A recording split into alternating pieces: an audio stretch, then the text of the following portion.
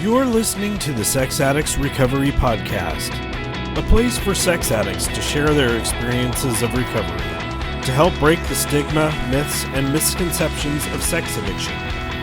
This podcast may contain topics of sexuality, sexual trauma, dysfunction, or other things that may be triggering, so listener discretion is advised.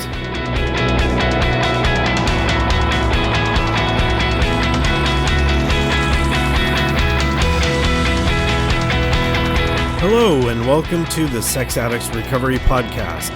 My name is Jason, I'm a sex addict, and I will be your podcast host for today.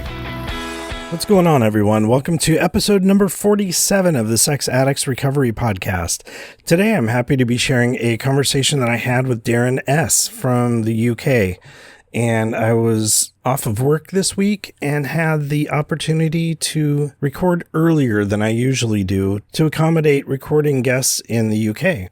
And while I didn't get to record both interviews that I had scheduled, I am super grateful that Darren was able to join me in a conversation that I will be sharing shortly. In the past weeks, I've also mentioned that I've been waiting for certain recordings to put up as episodes, and I did finally get the links for those, so a few episodes in the future, I'll be sharing the recordings from the SAA COSA quarterly speaker meeting that we have here in the Bay Area. Back to this week's episode. In my downtime, I was able to relax a lot during the week, and I enjoyed that and was able to focus a little bit more on some of my recovery work. And reading through Answers in the Heart, I stumbled upon a reading from August 17th that I thought would be a wonderful reading for this episode. And again, this is from the Hazelden book, Answers in the Heart, August 17th. The old woman I am going to become is quite different from the woman I am now. George Sand. One thing that really scares sex addicts is the feeling that we may go on and on living the same scenarios until we die. No change, no freedom, no love. Just the mechanical routine of our obsessive thinking and acting out. Let's protest vehemently against this version of our lives. We have so many possibilities, so many directions to pursue. We see others in our groups change and reach upward and grow. We have time and energy and purpose, so what's holding us back? The ball and chain of our addiction kept us limping along the road, but we can now break the chain and find a new way to walk and a new path to follow. In our hearts, we know we can do it, if we are patient and gentle with ourselves, and consistent and brave with our decisions. The time to begin to change is now. I don't want to keep hesitating and waiting. I know I am changing, and I want to continue to grow. And I wanted to read that in this week's episode, hearing Darren's story and a lot of repeated patterns going on over and over and over, until he found the rooms of SAA and started actually working on changing. And I know that I've done an episode on change and the fear of change. Anyway, this message was coming across to me this week for something that I need to focus on and others may benefit as well. In our conversation, Darren does mention entering the rooms of SLAA, SLAA, or Sex and Love Addicts Anonymous, which is a different S program. And as you'll hear in the conversation, it was not the best fit for him, and he did find the rooms of SAA. And here on the podcast, we are focused on the message of Sex Addicts Anonymous, so we will keep it to that. Anyway, without further ado, I'd like to turn it over to that conversation that I had with Darren from the UK. I hope you enjoy it.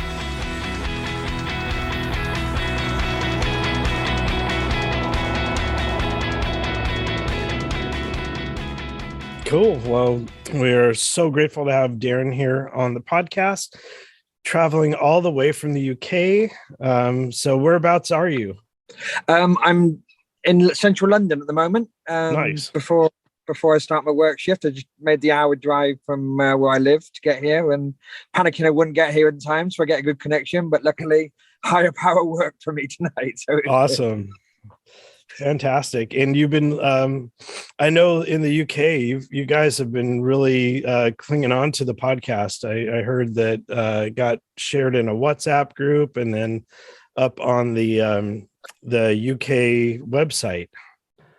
Yeah, I mean, I've been sharing it all over. Do you know what I mean? I kind of found it so useful. I kind of listen when I'm at the gym, and it's just been, I've not done a lot of the back issues yet, but there's just so many times, when it's a bit like when you're reading like Ants in the Heart or something, and when someone's talking, it actually hits you and goes, "Oh my God," you know what I mean? When you go to meetings, you get that affirmation that you're not alone. You know what I mean? You're not on your own anymore. But it's like when you listen to podcasts from the other side of, do you know what I mean, for America, whatever, and you just realize how many of us really are struggling with this, and you are not alone. Yeah. It's an amazing thing to realize, to be honest. Yeah. So if you have been listening, what I usually do is ask people about their circles, inner, middle, and outer circle. If you're comfortable sharing that, it's a good way to get to know you. Yeah, go for it. Yeah. So start with outer circle, or is that okay? Yeah. Yeah, go for it. So my outer circle stuff is going to the gym, going to meetings. I do I help out with a under 18s football team, goalkeeper coaching there. That really helps. Lots of readings, fellowships, doing service. I know I'm literature secretary for the whole of UK intergroup. So I do that, I'm in regular contact with the ISO, and obviously, sending stuff out to fellows, suffering addicts. It really helps as well. I run a homeless charity in where near I live. We've got homeless hostels as well. So obviously that's all good for your soul, helping others. And it really helps with resentment. So yeah, working on resentment is one of my major things on my outer circle to do. And I think that has really helped me in life in general, to not give a damn about things that I can't control. Yeah. And yeah, I mean, I don't talk to my higher power as much as I should do. But obviously that's on my outer circle as well. So yeah, so that's kind of about it on that. And looking after my kids. My kids are they're grown up teenagers now, but that's also to keep them healthy and away from troubles is also, I find that really healthy. Middle circle is flirting. That's one thing I've been terrible my whole life. Always had lots of confidence around women. So flirting is a major no anymore. Putting kisses and love hearts and stuff like that on text messages and messages to other women. Yeah. Because that's, it wasn't until my wife picked that up and kind of said, well, that gives people the wrong idea. And I wouldn't have thought about that because that's me. Do you know what I mean? So that's also there. Again, social media, that can be a real killer sometimes. I still look at pornography, so that's in my middle circle. My wife knows about that. Okay. But that can lead me to destructive behaviors. So, I'm trying to work with my sponsor about putting that in my inner circle. But, I'm chatting to my wife about that, so she's fine with that. Going past places. I've acted out in a lot of places, so driving is quite difficult. Drive a lot of routes where I've acted out. Do you know what I mean? In service stations, in my car, van, whatever. And there's always those memories because as a sex addict, most of my memories in life are of places I've acted out and when I've acted out. And so that can be a real issue. So I've sometimes got to choose my route carefully and how I'm feeling. So that's kind of things on my middle. Inner circle is not allowed to message women about my wife knowing. Anything, no meeting up with women secretly, obviously no having intercourse with anybody else, not lying to my wife. I spent so much time lying to her. So honestly, back to the outer circle, honesty is obviously there, and lying is obviously in my middle circle, inner circle. You know what I mean? So yes, that's about it really on them. I try and work on them. Like I said, I do need to speak to my wife a bit more about moving a couple around, because obviously she makes an important part in my recovery as well, because she's the one that's trusted me again after misdemeanors. Do you know what I mean? Yeah. Um, there was something that you were saying. Oh yeah, just the stuff in the middle circle, the hearts and stuff in text and social media. I had not considered that. My acting out hasn't been with other people, but yeah, I don't pick up on a lot of those clues. So I do guitar videos, and when I post them on social media, a lot of times I get hearts from women, and my wife sees that and sees something different than I do, and she's just like, absolutely, yeah, I'm just absolutely not picking up on that. And it's like, oh yeah. shit, yeah. So Yeah, I that's have like to... I've always been that flirty kind of happy-go-lucky, confident person. So, I'll happily give a woman a hug, Mm-hmm. or you know what I mean, a peck on the cheek and stuff like that. And it's not until my wife kind of says, "Hang on a minute," that could be taken the wrong way. Putting Mm-hmm. 2 or 3 kisses on a message is like, and I look at that now and go, she's absolutely right. And do you know what I mean? Unless it's me, it's someone, I've sent a message via my wife, blah blah blah, and we know this woman, very well, kind of thing, and I'll put a kiss on there. It has to be a no from me from now on. And it's something I never thought about until my wife mentioned it, that Mm-hmm. the way you're giving women the wrong idea. Yeah, that is, I always learn something new. The more conversations that I have, it's like, yeah, it's something I need to look at as well.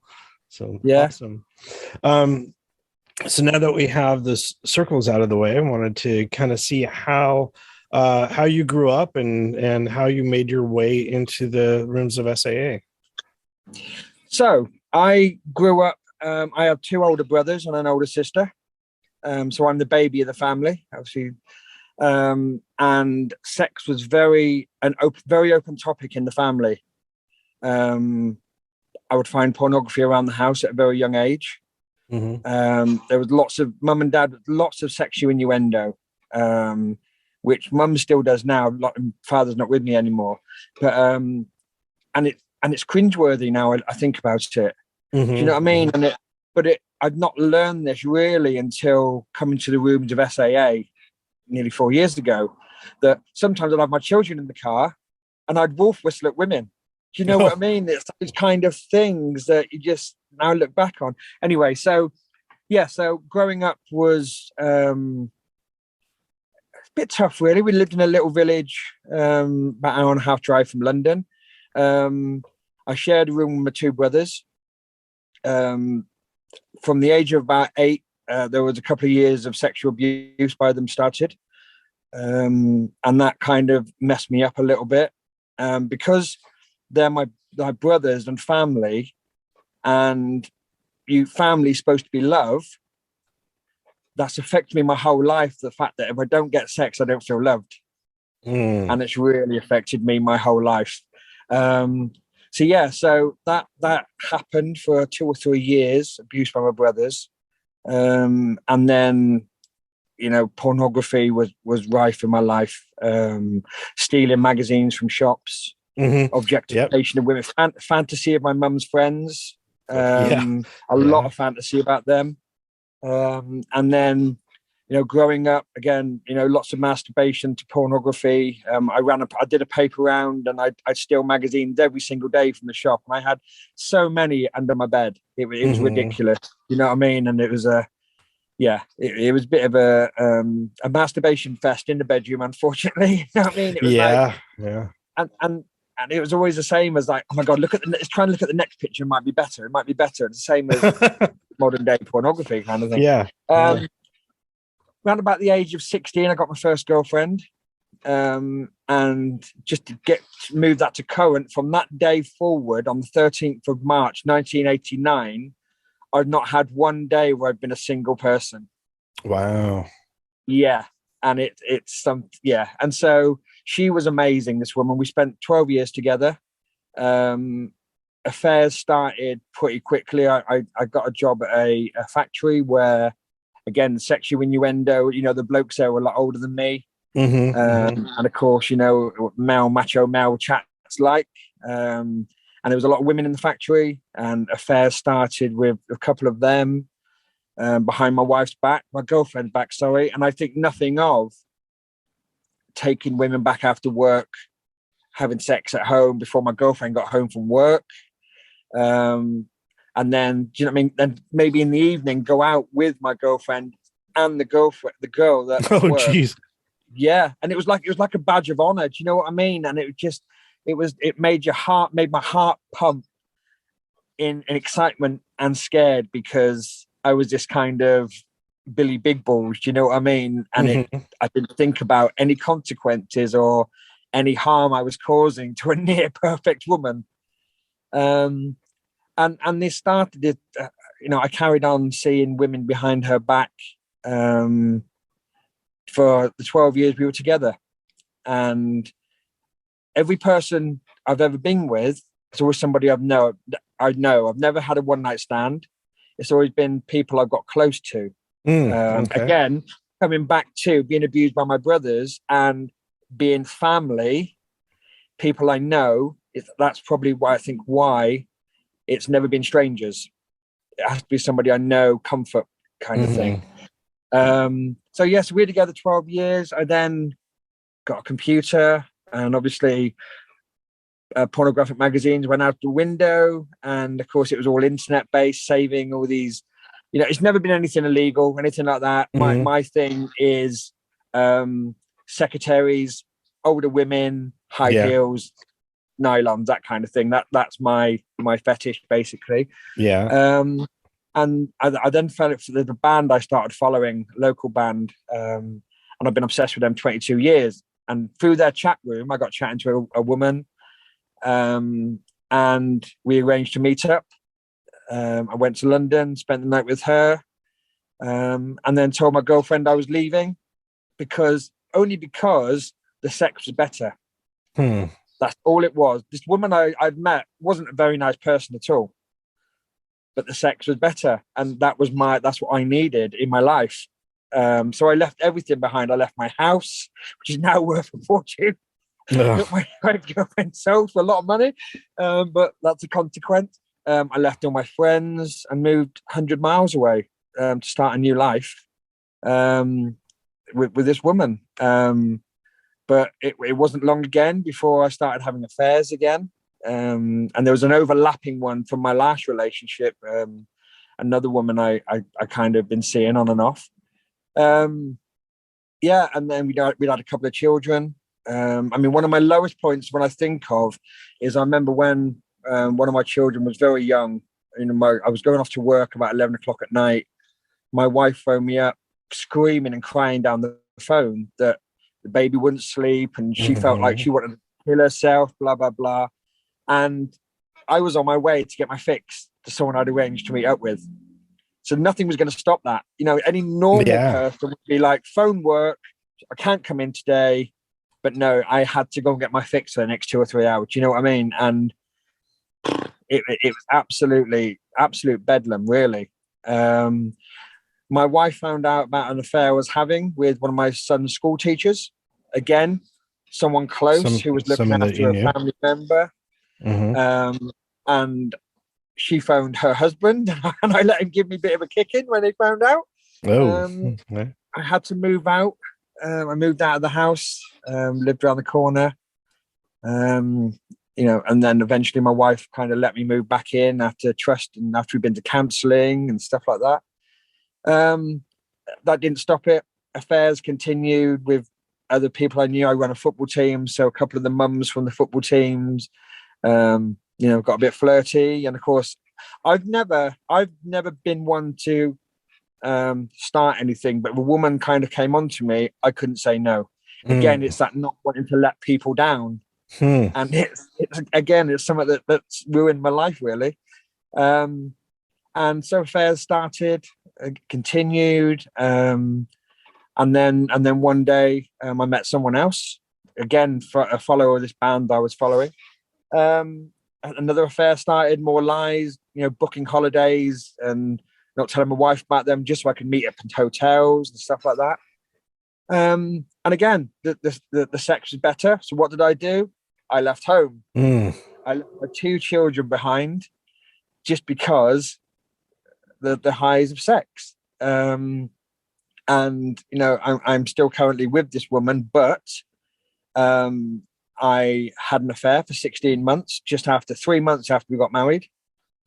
And this affair started. This woman came onto me. I couldn't resist it. And that lasted 16 months. I did try and leave one day, again, because the next step up, blah, blah, blah.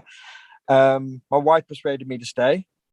But then we was kind of still seeing each other a little bit. And then she texted my wife and told her everything, every little detail. Oh, wow. Yeah. My wife just said to me, so please tell me about the last 16 months. And I was like, shit. Yeah. Excuse my French. My world fell out again. And 2 days later, I went to my first recovery meeting, which was initially SLA. Okay. Yeah. But as I heard one of your previous guests mention, one of my main problems is objectification. And obviously, when you go to SLA, half the group or maybe more are women talking about their sexual problems. And I found that a real issue. And it all came to a head one meeting in London where I was sat in there and this 6-foot blonde walked in stiletto heels. And I thought, this is not the place for me. Do you know, like, this is doing me no good whatsoever because I'm just sat there wanting and fantasizing. Luckily, I found a local SAA group, walked into there, and I've now been going to SAA 3.5 years. And I'm now the secretary on a Thursday. And as I say, now I'm now literature secretary for UK Intergroup. And so, I'm also helped with the brand new website we've got here, which is fantastic, the new UK website. Yeah. So it's gone from all of that mess, that unmanageable mess, to finally settling down. And I've now been sober for over 3.5 years, which is the longest time ever. I'm still completely, some days, consumed by sexual thoughts. And, I lie in bed sometimes during the day. I got an empty house, and, that part of my brain which is trying to infiltrate the good side constantly like message somebody, watch some porn. Do you know what I mean? And phone a hooker. I've never done that. Do you know what I mean? I've never ever been with a hooker or anything like that ever in my life. But it's always, that part of your brain trying to infiltrate, the good work I'm doing is absolutely agony. And sometimes, I'm driving along a road and it's like there's big neon signs everywhere that just say sex, sex, sex. And it is completely off the scale sometimes. And I have to do a lot of shouting, screaming, please leave me alone. A lot of talking to my higher power. But the good thing is I can be honest with my wife about it. I can say, look, I'm really struggling today. My wife is a recovering alcoholic. She's 23 years clean and sober. Good. So you have kind of recovery speak. Yeah. So she knows all about addiction, which is sometimes good and sometimes bad, because she obviously knows how quick an addict can slip if he doesn't keep up the work of going to meetings and calling fellows. So yeah, I'm not ashamed by my addiction at all. I happily tell people that, I suffer from sex addiction because it's nothing. Sex is a natural thing. Unfortunately, mine has been taken too far by having it with people, relationships behind my wife's back. Basically, I've been leading a double life nearly all of my adult life. And I miss it sometimes. I miss that madness and excitement. But I know for the sake of my health and my marriage, I can never ever go back to being that person again. And it's, I'm so thankful for SAA. And that's why I'm so welcoming to newcomers at meetings. You know, we were lucky that we could carry on meetings face to face pretty much all through COVID. Oh, Apart from that's a couple of months where wow. I arranged all the Zoom meetings kind of thing. But for a few months, it was just me and one other guy in there, just me and the treasurer. And we were like, oh, do we continue this? But now we're regularly getting just under 20 people every week. That's fantastic. Yeah, face to face. And it's a very powerful meeting, very honest meeting. And that's what we're really welcoming to the newcomer, because again, we know what it's like walking in that room for the first time. But when you hear people share for the first time, and you think, oh my God, I'm not alone. Do you know what I mean? And it's, hearing people just be so brave to share. You know, you couldn't go anywhere else, sit in a pub and tell somebody what we say at SAA meetings. Yeah. Do you know what I mean? And it just an absolute godsend that we have that safe space where you're not judged, where anyone can come in with any problem they've got regarding sex addiction and not be judged is such an amazing thing to be part of. So that's me. My life's been pretty unmanageable with affairs, non-stop relationships, and consumed by sex. It split my family up. I did come out with this. My ex-wife, she kind of kept saying to me, why do you always want sex? I mean, because if I wasn't getting sex, I'd stomp around the house like a child. You know what I mean? You know, why aren't I getting what I'm deserved, kind of thing? Because I wasn't getting my fix, and I'd manipulate so many situations. You know, put the kids in kid clubs on holidays.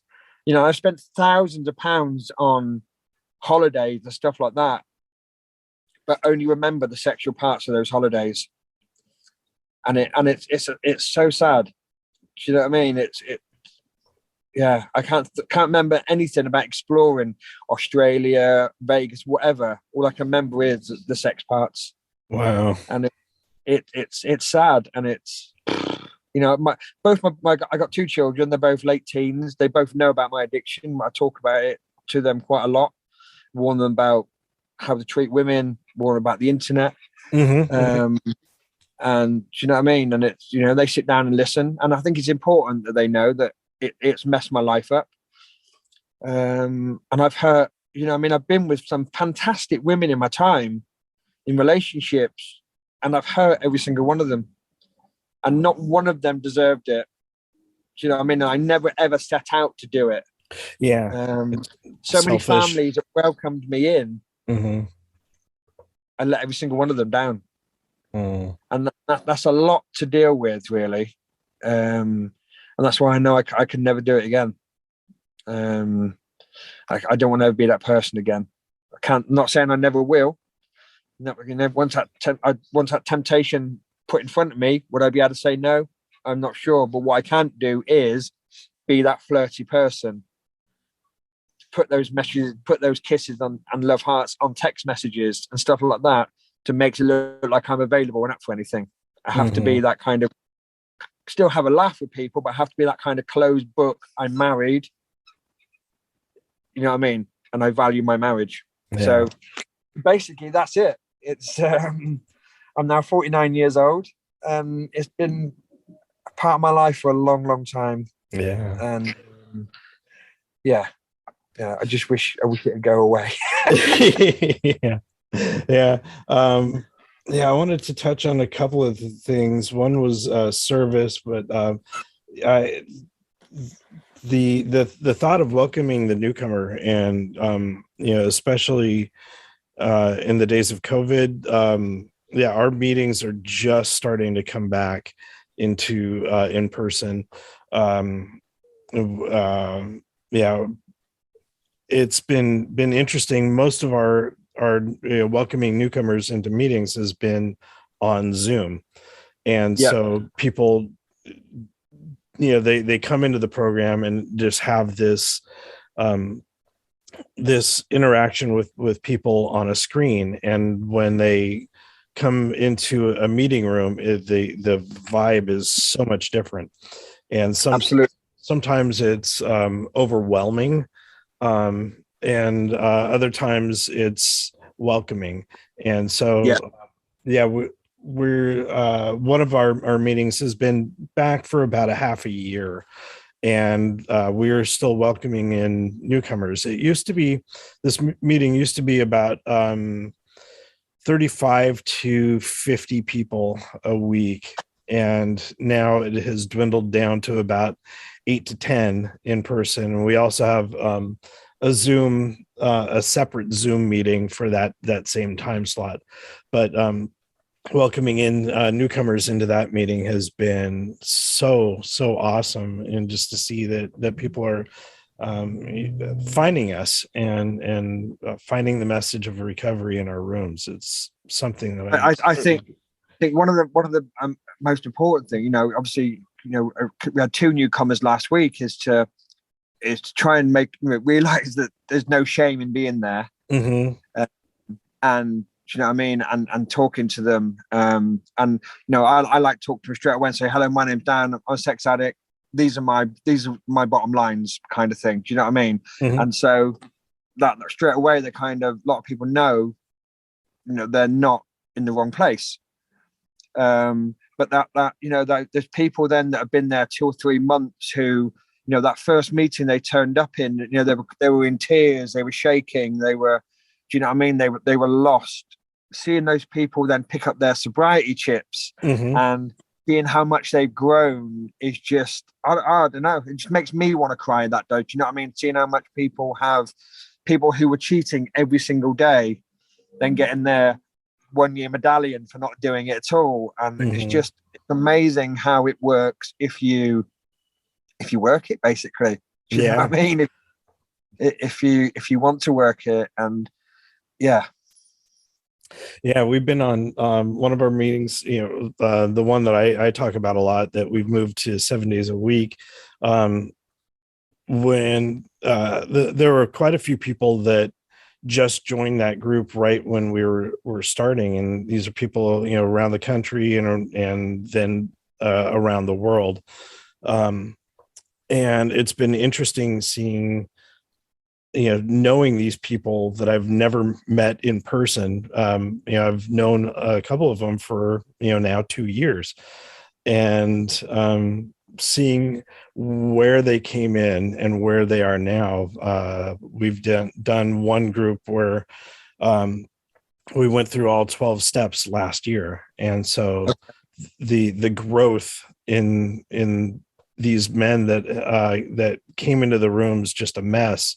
and seeing where they are now, it's just like, I see them day to day, and don't really recognize the change. But when I hear them talk, I think about when they first came into the program. It's like, holy shit, you're a new person, and it's so amazing.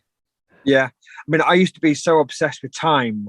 You know what I mean? And I still like to get to work. I still don't like being late for work. I'm still that person, but it was quite an obsession. And you know what I mean? I used to get quite irate in my van driving around London all the time, and it's amazing how much 99% of the time now I'm just like, whatever. Do you know what I mean? Mm-hmm. It's just like how this program has helped me accept that. It is just, I can't even explain it. It's just what this program has done for me as a person. I still do get the odd times where I'm a little bit, if me and my missus haven't had kind of relationship for a while, I still get a little bit, you know what I mean, and a bit needy, but I can be honest with her, and that's the difference. Instead of acting like a school child, I can actually say, look, I'm really struggling here. Can we have a chat, kind of thing? Do you know what I mean? And that's a huge, obviously that helps her, because it's that honesty and the trust issue. But yeah, it's a tough one. Being a sex addict is a tough gig.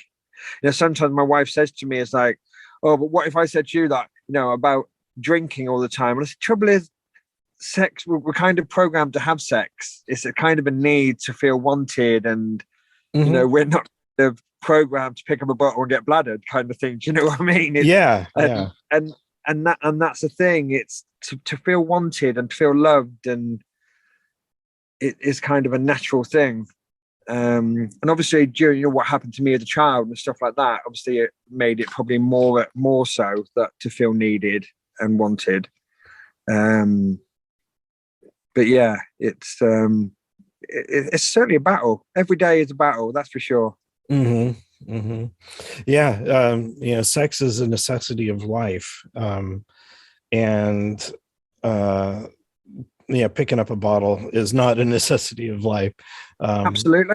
Yeah, and so there is that difference with sex addiction, with food addictions as well.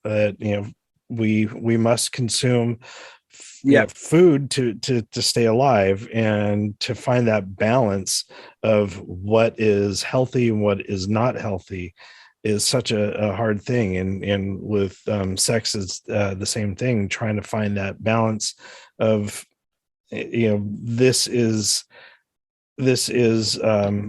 a healthy behavior for me, or this is pushing things over the borderline. And it's something that we can start to learn in this program. Absolutely. Yeah. My other question or area of exploration I wanted to talk about was service. So how long was it since you came into the rooms and then started getting into service positions and secretary, and then we can move on to intergroup? And I really want to talk to you about the website. Okay, so it probably the start of COVID. Do you know what I mean? Obviously, when you walk into a room and you're that scared person, I'm never going to read anything here because, I luckily I could read fine, but it's like I don't want to read anything here because I'm nervous as hell reading in front of people.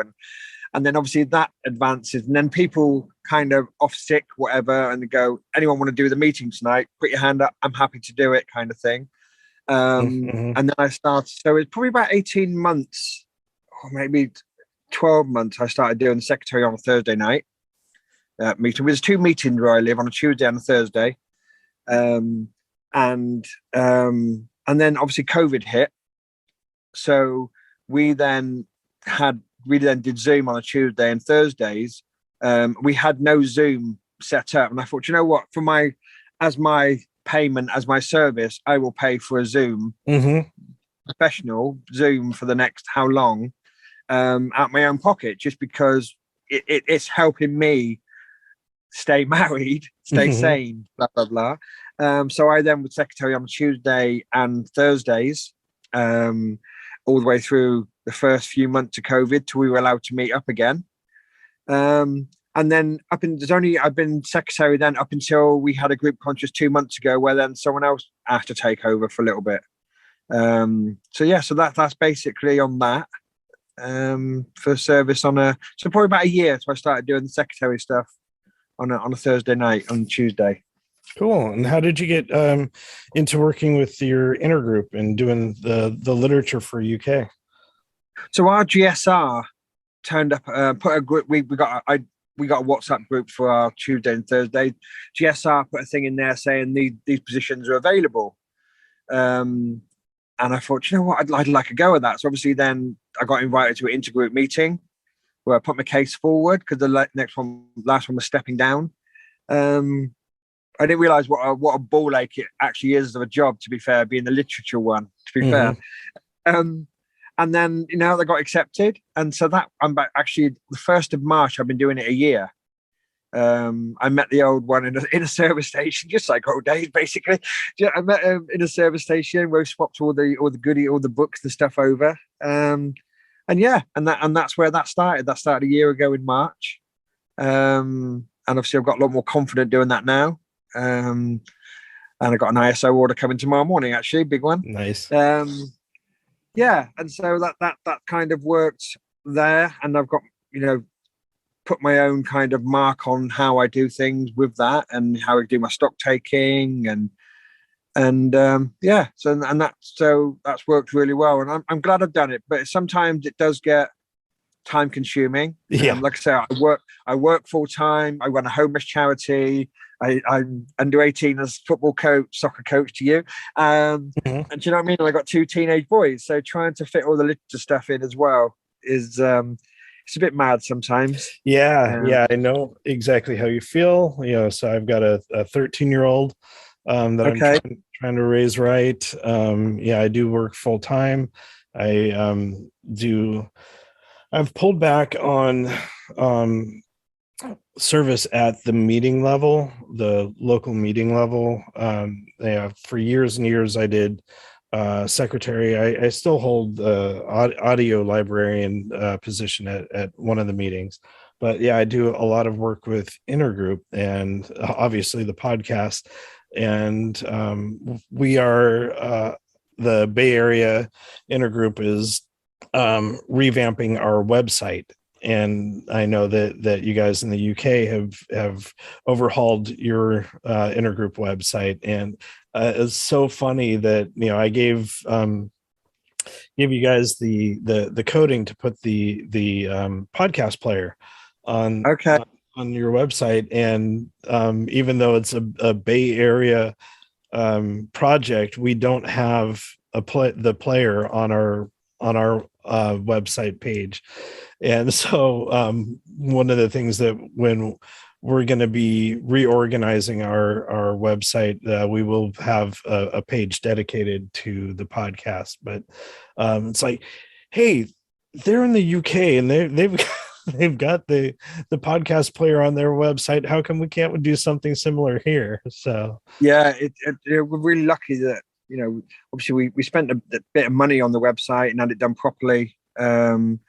And it's really good. It's got all the analytics, so you can see how many people you're visiting daily. Too many people, really, to be fair. Do you know what I mean? And it's a really good, powerful website. SAA,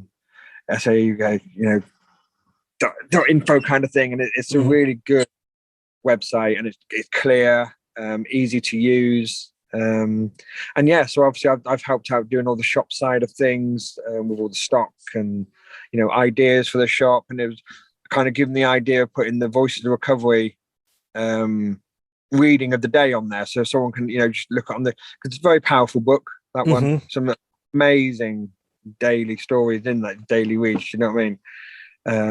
So yeah, so it's been great to be a part of that as well, and see the finished article.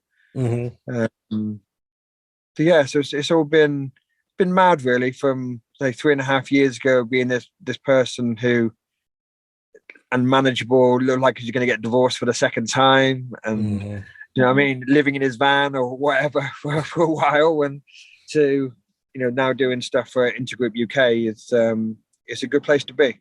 Yeah, well, awesome. Did you have any other things that you wanted to talk about, or you want to wrap this one up?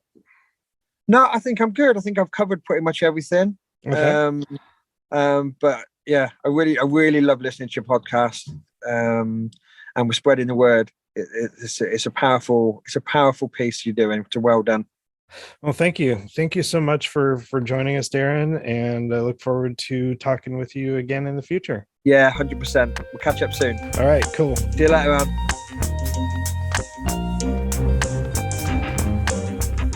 Many thanks to Darren for sharing his story with us. I'm really grateful that I was able to connect with him. After we were done recording, we continued to talk for a bit, and I'm hoping to see him on a meeting sometime soon. Over the last week, I have found some new pieces of music that has been remarkable for my recovery, and I will be sharing that on a future episode. I want to get this episode finished and posted before the end of February, so I'm going to keep the end here short. I think we do have some feedback, and again, I'll share that on a future episode. If you did want to leave feedback for us here at the podcast, you can reach us at feedback@sexaddictsrecoverypod.com. If you have a question for me, if you want to be a guest or a panelist on a future episode, you can reach me at jason@sexaddictsrecoverypod.com. And that will wrap up this episode this week. So I'm grateful for you tuning in. And as always, keep coming back. The views and opinions contained in the Sex Addicts Recovery Podcast are those of the participants and do not necessarily reflect those of the Bay Area Intergroup or the ISO of SAA.